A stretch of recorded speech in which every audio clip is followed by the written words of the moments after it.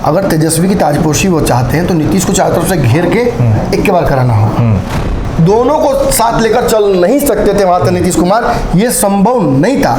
नीतीश बिहार के मुख्यमंत्री हैं जी, और वो आगे भी अपने आप को मुख्यमंत्री देखते हैं बिहार का, कि इन दोनों पार्टियों का विलय करके एक पार्टी बना दी जाए और उस पार्टी का कमान नीतीश कुमार के हाथ में दे दिया जाए। ये संभव नहीं है।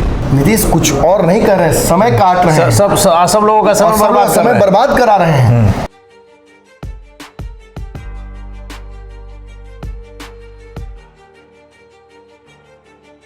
नमस्कार, पंचनामा देख रहे हैं आप। आज हम चर्चा करेंगे पंचनामा में अलग अलग प्लान पर अड़े हैं नीतीश कुमार और ललन सिंह। जेडीयू का आरजेडी में होगा विलय या नीतीश कुमार की होगी घर वापसी? नमन जी, ये दोनों बड़ी प्रबल संभावनाएं हैं, और हालांकि हम चर्चा हाइपोथेटिकल कर रहे हैं क्योंकि ना नीतीश ने ऐसा कुछ कहा है, ना राजद ऐसा कुछ कह रही है, ना भाजपा ही ये कह रही है कि हम नीतीश के स्वागत में बैठे हुए हैं फुल भी जाके। लेकिन कुछ चीज़ें अंडरस्टूड होती हैं। जब भी शादी विवाह हो या गठजोड़ हो तो एक सर्टेन नियमावली उसकी होती है, उसी आधार पर होता है। नियम से कुछ अलग नहीं होता है। नियम से अलग होता है तो लोग करते हैं, लेकिन वो मान्य नहीं होता है। अब बिहार में क्या है कि राजनीतिक घटनाएं जिस तरह से तेज़ी से हो रही हैं, और मैंने कल कहा था कि डोमिनो का मैं एग्जाम्पल दिया था सर आपको कि एक लाइन में श्रृंखला में खड़ी चीज़ें अगर एक को गिरा देने पे वो पूरा उसका कास्केडिंग इफेक्ट होता है, और वो हो रहा है। हमने देखा कि आज ही लालू प्रसाद यादव ने तलब किया था नीतीश कुमार जी, वो बैठक नहीं हो पाई। क्या लगता है आपको कि इससे आपको संशय नहीं होना चाहिए? सुबह में तो हलचल हो गया था, सुबह में हलचल हो गया था और एक हलचल शांत कर दिया गया जी। आपको एक और बात बताता हूँ मैं, आपसे बेहतर ये बात कोई नहीं कह सकता है। आज आप जदयू कार्यालय पहुँचे थे जी, शिक्षकों पर डंडा चल रहा था, आपने प्रतिक्रिया लेने की कोशिश की जदयू के प्रवक्ताओं से, बहुत पोलाइटली आपसे आग्रह किया गया कि इस मुद्दे पर हमें बोलने के लिए मना किया गया है। मना किसने किया है वो तो आप समझ अंडरस्टूड है, इसमें हमारे दर्शक भी समझ रहे हैं क्यों मना किया गया होगा।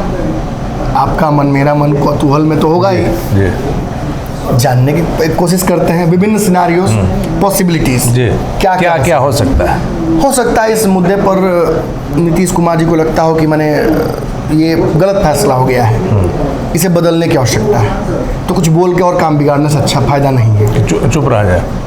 हो सकता है जैसा कि मैंने अभी डिबेट में थोड़ी देर पहले कहा कि इस पूरे मामले में जदयू कहीं फंस ही नहीं रही है जी, फंस तो तेजस्वी यादव रहे। चूंकि बेरोजगारों के साथ उन्होंने वादा किया था, जो ज्यादा बिल पार देता है भरना भी उसी को पड़ता है। अब तेजस्वी जी ने कह दिया कि 10 लाख नौकरी देंगे, और यहाँ घर में अगर 4,000-5,000 नौकरी की बात थी तो वो भी जा रहा है दूसरे के राज्य के लोगों को, तो फंस तो तेजस्वी है। तो आपकी बातों को इसलिए भी बल मिल रहा है कि आपने देखा वो जो भी अभ्यर्थी थे उन्होंने जदयू ऑफिस का घेराव नहीं किया जी, लेकिन राष्ट्रीय जनता दल कार्यालय के आगे भीड़ लग गई, गेट में ताला लगाना पड़ गया। तो आप समझ ही सकते हैं कि हो क्या रहा है जी।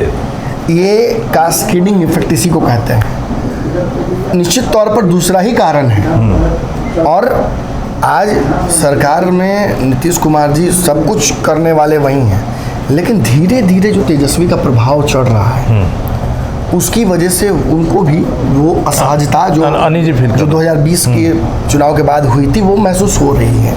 और इससे निकलने का कोई भी व्यक्ति अगर कन्फाइंड स्पेस में फंस जाए तो वहाँ से निकलने की एक नेचुरल प्रवृत्ति होती है जी। आप एक बीज भी डाल दीजिएगा किसी गड्ढे में तो वहाँ से वो पेड़ बाहर ही निकलता है, ये नेचुरल फ्लो है लाइफ सर्कल का। और राजनीति में भी ऐसे ही काम होती है चीज़ें। अगर किसी को आप दबाव में डाल दीजिए, कोई नेता को सेंटिंग में डाल दिया वो रास्ता निकालने लगता है, निकाल लेगा हाँ। दूसरे किसी पार्टी से संपर्क में करके RCP सिंह का देखिए, उपेंद्र कुशवाहा का देखिए, परिस्थितियाँ बनानी पड़ती हैं, इंतज़ार नहीं आप कर सकते राजनीति में। आज देखिए अशोक चौधरी का हाल हो रहा है, धीरे धीरे सेंटिंग में डाल दिए गए, लेकिन कल ही मैंने देखा एक समय मुख्यमंत्री के सबसे करीबी दाएं बाएं नजर आया करते थे, हम लोग कह रहा था कि इसे तो बन सकते हैं, लेकिन अब तो संभावनाएं समाप्त है। अब चुनाव लड़के आना पड़ेगा तब मंत्री बनेंगे, अब तो ऐसे मंत्री बनेंगे नहीं।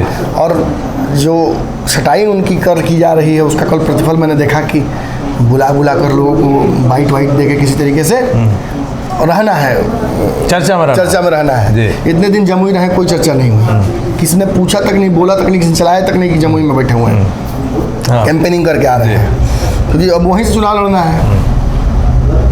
ये भी इशारे हैं, ये राजनीतिक इशारे इस बात के हैं कि नीतीश के मन में कुछ चल रहा है, लगातार बुला कर अपने इन करीबी नेताओं से बातचीत करना है।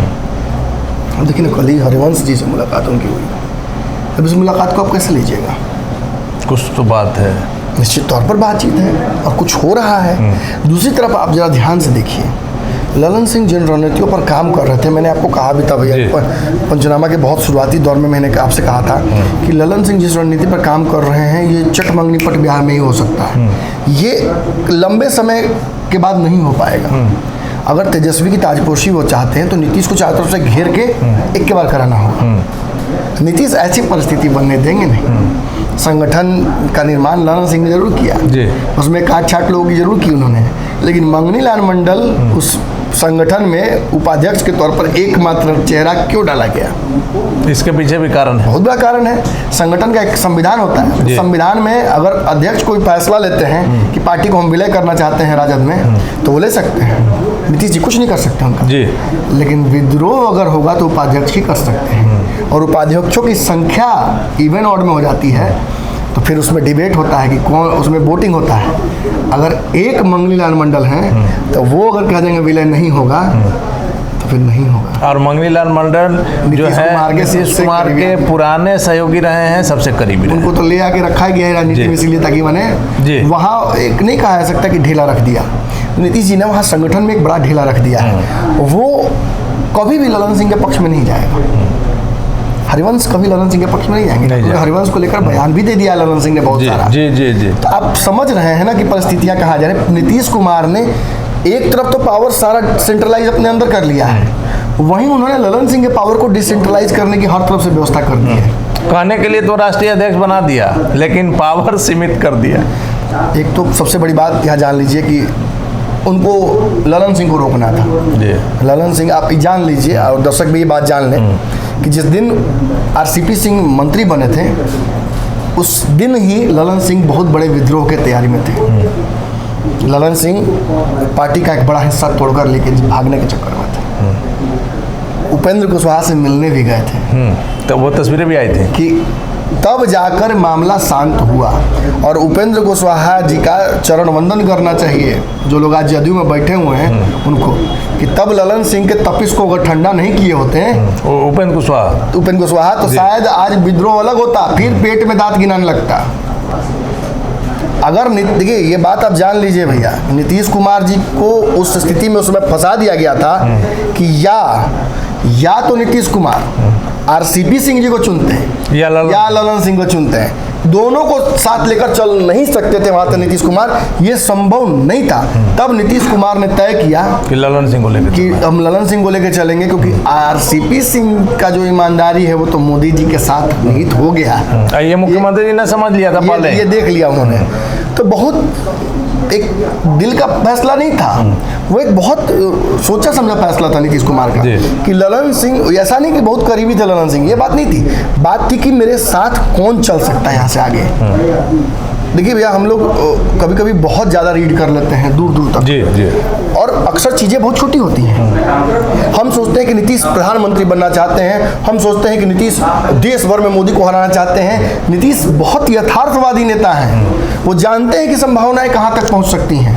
और यदि नीतीश कुमार के बारे में अगर हम एनालिसिस कर रहे हैं तो हम ये बात क्यों नहीं कहते हैं कि नीतीश एक एक दिन बिता रहे हैं, कभी आरसीपी के भरोसे, कभी उपेंद्र कुशवाहा के भरोसे, कभी भाजपा के भरोसे, कभी ललन सिंह के भरोसे, कभी तेजस्वी के भरोसे, कभी लालू यादव के भरोसे, कभी ममता बनर्जी, कभी कांग्रेस, कभी केसीआर, इन सभी के भरोसे, इन तमाम नेताओं के भरोसे।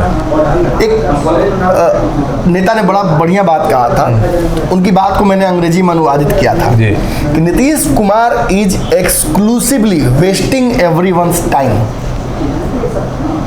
नीतीश कुछ और नहीं कर रहे, समय काट रहे हैं, सब लोगों का समय बर्बाद करा रहे हैं। और इस बात को आप इनकार नहीं कर सकते हैं, खास तौर पे ये जो कास्केडिंग इफेक्ट जो मैं बता रहा हूँ, इसकी वजह से ये दरवाजे पे खटखटा रहा है और आप इसे इग्नोर नहीं कर सकते हैं। हम ललन सिंह को और नीतीश कुमार को दो अलग अलग काम करते हुए देख रहे हैं। हम देख रहे हैं कि नीतीश कुमार खिड़की से जाने का मोदी से संपर्क में दिख रहे हैं, उस तरफ चेहरा और ललन सिंह हमें दिख रहे हैं तेजस्वी यादव की तरफ देखते हुए आरजेडी के संपर्क में है। भैया एक बात जान लीजिए, ये परिस्थिति जो वर्तमान में है जदयू राजद के बीच में, गठबंधन यही है बस, जदयू राजद। लेफ्ट की पार्टियां सरकार से कई मामलों पर नाराज लगातार सामने आया है। कांग्रेस ने तय कर लिया है कि वो राजद के साथ नहीं रहेगा। वो नीतीश कुमार के साथ अगर आज है भी तो उसका एकमात्र कारण यही है कि बिहार में उसे स्पेस मिल रहा है जी सत्ता में। जी केंद्रीय स्तर पर नीतीश को एक्सेप्ट करने के लिए कांग्रेस भी तैयार नहीं है। तो एक बहुत छोटा अरेंजमेंट बहुत छोटे जगह पर हो रखा है। कांग्रेस चाहती कि डिस्टर्ब हो तो अपने से हम नहीं करें। तो ऐसे में जदयू और राजद का ही गठबंधन है, और अगर इस गठबंधन में जदयू को जीवित रखना है अपने आप को जी, तो उसे तुरंत ही तेजस्वी यादव को मुख्यमंत्री बनाना पड़ेगा। तो फिर विलय की बात आ जाएगी। क्योंकि यदि तेजस्वी को नीतीश मुख्यमंत्री बना देते हैं तो नीतीश के पास होगा क्या फिर? कुछ नहीं, क्योंकि वो जानते हैं कि प्रधानमंत्री बनना नहीं है, मुख्यमंत्री बने हुए हैं, इसी के लिए तो तमाम जो है उनका लगा हुआ है। इसी परिस्थिति में ललन सिंह ये रास्ता निकालने की कोशिश कर रहे हैं कि इन दोनों पार्टियों का विलय करके एक पार्टी बना दी जाए और उस पार्टी का कमान नीतीश कुमार के हाथ में दे दिया जाए। ये संभव नहीं है क्योंकि राजद लालू यादव बिहार में इसलिए बैठे हुए हैं, कभी नहीं संभव। लालू यादव यहाँ इसीलिए बैठे हुए हैं, और ये बार बार मुलाकातें जो हो रही हैं बार नहीं हो रही हैं, इसका कारण भी यही है। जब आपको 4 रुपया और उनको 10 रुपया मिलाना है आपस में, तो 14 रुपया फिर आधा आधा डिवाइड नहीं हो सकता है। आप 4 रुपया लगा के 10 रुपया में 14 रुपया के मालिक नहीं बन सकते हैं जी। सारा हिसाब यही आगे गड़बड़ा रहा है। तेजस्वी एक क्षण के लिए अपनी राजनीतिक महत्वाकांक्षाओं के आगे झुककर मान भी ले, लेकिन लालू यादव इतने दूरदृष्ट हैं कभी नहीं मानेंगे, वो कभी इस फैसले को नहीं मानेंगे। वहीं दूसरी तरफ यदि उस दोनों गठबंधनों के उस दोनों पार्टियों के मर्जर से कोई जो पार्टी उत्पन्न होती है, यदि उसकी कमान नीतीश के पास नहीं होगी तो नीतीश कभी नहीं मानेंगे, क्योंकि उनके भी अपने हाथ में पावर रखने का है। यदि पहले ही मीटिंग में नीतीश कुमार जी को एनडीए का माफ कीजिएगा पीडीए का संयोजक बना दिया गया होता, तब ये बात नहीं है, धीरे धीरे बातें सामने आती कि नीतीश भी समझते कि नहीं एक रास्ता निकल रहा है। लेकिन केवल इस सिक्योरिटी पर कि आप पीएम के कैंडिडेट हो सकते हैं, मोदी सत्ता से हट सकते हैं, हमने नीतीश कुमार को इतना हल्का दाव कभी खेलते नहीं। नीतीश कुमार इतने कच्चे खिलाड़ी हैं भी नहीं, हमने उनको इतना हल्का दाव खेलते दिखाई नहीं आज तक। लेकिन उनके सोच से विपरीत हो गया नमन जी। उस दिन उनको संयोजक नहीं बनाया जाएगा ऐसे मुख्यमंत्री ने कल्पना नहीं की होगी, जहां तक हम समझ रहे हैं जी। और अब तो शिमला में भी बैठक नहीं होगी, बड़ी बात है। अब तो बैठक भी कहीं और हो रही है बेंगलुरु में। नीतीश जी जाएंगे कि नहीं जाएंगे, इसमें भी संदेह तो यही उत्पन्न हो गया। कहीं नीतीश जी अपने दूध को मत भेज दें। उन परिस्थितियों में क्या होगा? देखिए, आप नीतीश कुमार को 40 विधायकों वाला नेता समझकर अगर चल रहे हैं तो ये आपका भ्रम है। नीतीश बिहार के मुख्यमंत्री हैं जी, और वो आगे भी अपने आप को मुख्यमंत्री देखते हैं बिहार का। इन संभावनाओं के साथ अतिरिक्त कुछ दीजिएगा तो नीतीश ले लेंगे। नीतीश एक्सक्लूसिवली यहाँ पूरी सब्जी खाने आए हैं। आप अगर उनको जलेबी दे रहे हैं तो आप उनको खुश नहीं कर रहे हैं, बस वो उस चीज़ को एक्सेप्ट कर ले रहे हैं। और अगर आप ये सोचिएगा कि पूरी जलेबी खिला दें तो नीतीश उतने वो खाने आए नहीं हैं और उस चक्कर में पड़ेंगे, क्योंकि उनका अपना पता है कि हमको कहाँ तक रहना है। वो निश्चित वो जानते हैं। उनको आप दिवा स्वप्न नहीं दिखा सकते। वो तो खुद दूसरों को दिखाते हैं, वो तो खुद दूसरों को दिखाते रहे। अरे प्रशांत किशोर यही तो मेरे बात संभालेगा, अरे आरसीपी सिंह मेरी बात तो यही है। अब तो ललन सिंह ही देख रहे हैं सब कुछ। अशोक चौधरी को एक समय करीब बना लिया, तो आप अब तेजस्वी को कह दिया मेरे बात तो तेजस्वी को ही देखना है, मेरे बात देखना है, बात मत। और तेजस्वी को लगा कि अभी हमको तुरंत देखना है। अंदर यही आ गया। देखिए, सारी ये परिस्थितियां जनक स्थितियां हैं। ये होगा तो वो होगा जी, लेकिन इतना एक चीज गड़बड़ाया तो सब गड़बड़ाया। लेकिन इतना आप जान लीजिए भैया, और दर्शक भी जान ले, नीतीश कुमार के निश्चित तौर पर मन में कुछ चल रहा है। ये विपक्ष का जो कुनबा है अब तक गतिशील हो जाना चाहिए था। उन्होंने बहुत जब हल्ला किया नीतीश जी ने कि इंतज़ार, तब जाकर ये चीज़ें स्पीड अप की गई। और आप जान लीजिए कि ये पूरा गाड़ी केवल 2 लोग अपने कंधे पर खींच रहा है। नीतीश रिलैक्स होकर बैठे हुए पीछे जी। जब ड्राइविंग सीट दोगे तब चलाएंगे, बगल में पीछे बैठ कर नहीं चला, बगल में पीछे बिठाओगे तो हम ढकेलने में भी सहयोग नहीं करेंगे। और एक तरफ ललन सिंह अपने कंधे पे एक टायर लगा कर उठा कर रखे हुए हैं, एक तरफ तेजस्वी यादव, हम लालू जी, हमारी बड़ी बात, दोनों अपने पीठ पर रखे हुए हैं और दोनों खींचने की कोशिश कर रहे हैं। नीतीश केवल आराम से ऊपर बैठे हुए हैं। जिस वक्त नीतीश को लग जाएगा कि गाड़ी अब स्टार्ट हो गई, छलांग मार देंगे क्या, तब सामने वाली कुर्सी पर बैठ जाएंगे, तब चलाएंगे। और मुझे तो लग रहा है कि इस स्थिति से गाड़ी स्टार्ट नहीं होगी।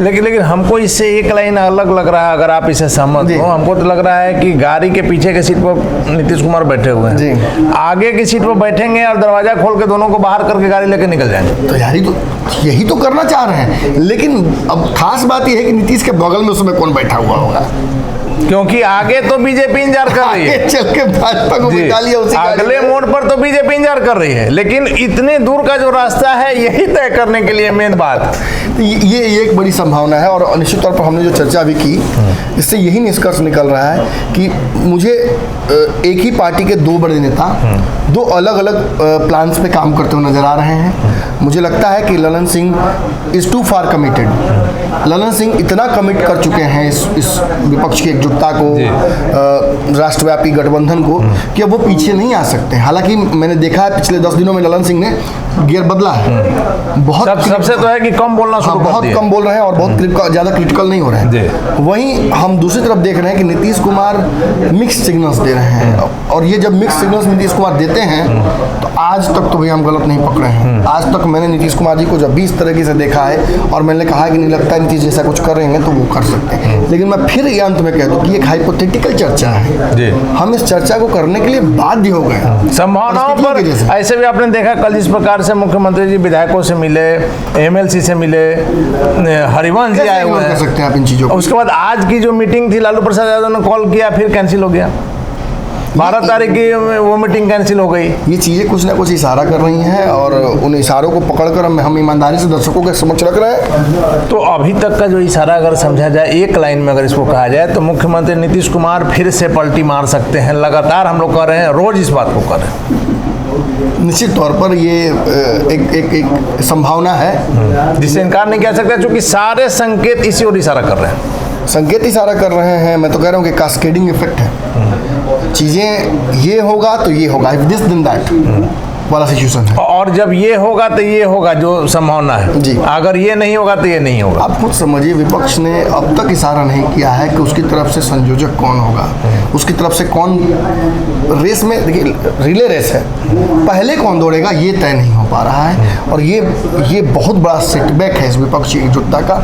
हम जानते हैं कि एनडीए बिहार में टिक नहीं पाएगा बिना नीतीश कुमार के, वर्तमान गठबंधन जो वहाँ महागठबंधन का है उसके समक्ष। तो मोदी जी भी कुछ हिला रहे होंगे ना उधर से महागठबंधन। नीतीश जी भी समझ रहे हैं कि जो ये विपक्षी एकता है इसमें हम कहां तक जा पाएंगे, क्योंकि राहुल गांधी कांग्रेस कभी स्वीकार नहीं करेगी। दोनों का रेस आधा में समाप्त हो रहा है। तो मिलाकर आ रहा है कि दोनों की कमजोरी अगर दोनों जुड़ जाए तो दोनों की ताकत बन सकती है, मोदी और नीतीश कुमार जी। चलिए, धन्यवाद नमन जी तमाम जानकारियों के लिए। तो निश्चित तौर पर जो समीकरण बन रहे हैं आप देख सकते हैं, मुख्यमंत्री नीतीश कुमार कम बोलते हैं, उनकी जो बातें हैं वो सामने आती है, तब समझ में आता है कि मुख्यमंत्री ने क्या डिसीजन लिया है। और यह लगातार संकेत मिल रहे हैं। हम तो यहाँ तक आपको कहे कि जब गृह मंत्री अमित शाह आए थे तो लगातार कहा जा रहा है कि अमित शाह ने मुख्यमंत्री पर हमला किया, लेकिन हम कहते हैं कि अमित शाह ने मुख्यमंत्री की प्रशंसा की। आप जब बयान सुनेंगे गंभीरता के साथ तो आपको समझ में आएगा। और फिर से एक बार इशारा हो रहा है कि अलग अलग प्लान पर अड़े हैं नीतीश ललन, जेडीयू का आरजेडी में विलय या नीतीश की घर वापसी। इस विषय पर जो आज आपको हमने बहस किया, आपको जो एक एक चीज समझाने का प्रयास किया, वो इसी ओर इशारा कर रहा है कि मुख्यमंत्री नीतीश कुमार फिर से एक बार एनडीए की ओर झुकाव है और निश्चित तौर पर बिहार की राजनीति के लिए बड़ा फैसला होगा। यह देखना काफी दिलचस्प होगा। फिलहाल पंचनामा में हमें दीजिए इजाजत। धन्यवाद।